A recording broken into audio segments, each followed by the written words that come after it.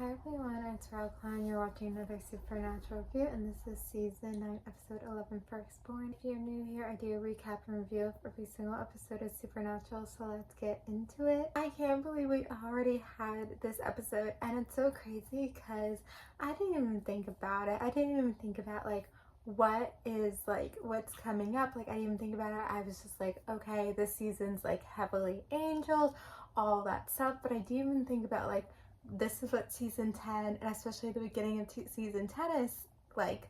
So then all these things in season 9 has to happen. I totally forgot about it. Basically, this episode was the first episode of the Mark of Cain, and it's so crazy because I don't know, even though I forgot about it, I'm wow, it's we're about halfway through the season, a little bit before halfway through the season, and we're getting this episode. It feels kind of early. That makes me excited because I guess I forgot how much to do with the Mark of Cain and how big it is, and it really is half a season that we're dealing with this Mark of Cain, so it did make sense now. But yeah, this episode was really great, and I have it on the good list, so hopefully it will stay there. But yeah, it was a good episode. Obviously this episode was kind of separate between an A plot, that B plot, also a little bit of a C plot with the demons seeing their side. The B plot was Cass and Sam, and I actually feel for a B plot it was done well.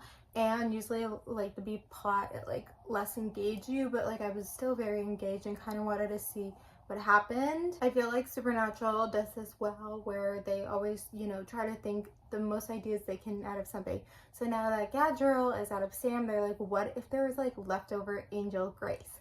And it's something too that we're 9 seasons in and we've dealt a lot with angels, and this has never come up before, so it's that part's a little bit on the nose, but I think it lets something be there. And it's a storyline for them, and there were some funny scenes with them, which again, it's kind of like the episode before, or the episodes before, where it was felt like they were trying a little bit too hard, but it is what it is. It's good to see Sam and oh my god, I was at Sandy.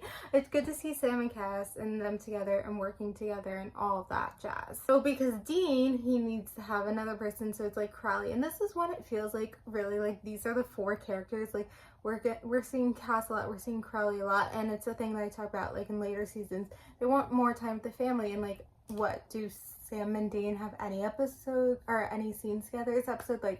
I think they don't. It's very much separate. But obviously, especially with Dean being the A-plot, they needed another character. So it's Crowley. So it makes sense that, even though they're dealing with the angel stuff, they still have to deal with Abaddon. That's something there, and they don't know how to defeat her. So Supernatural comes with this idea, I guess, Night of Hell, which I don't know if we ever knew she was the Night of Hell before. I feel we kind of did, but maybe we didn't dive too deep into it, that it kind of, we didn't really recognize it. I feel that's what happened, but now we're diving deep. And so Supernatural uses a lot of biblical tales, so Cain and Abel, kind of everyone knows that story, and it kind of mirrors the story of Lucifer and Michael, and it's again with the brothers. And Supernatural, whoever decided to do something with Cain and Abel, bless the heat they walk on. It's so smart. Supernatural's always to do something with the brothers, or it's 2 brothers, it's the Lucifer and Michael thing, and so to have another chance with something about the 2 brothers. And then Cable was saying he did it to save him too, so that he could go to heaven and not hell. It's such a supernatural thing for one brother to try to save the other. And it kind of foreshadows where, I think, wait, is it how this season ends or how next season ends? I think it foreshadows how season 10 ends, right?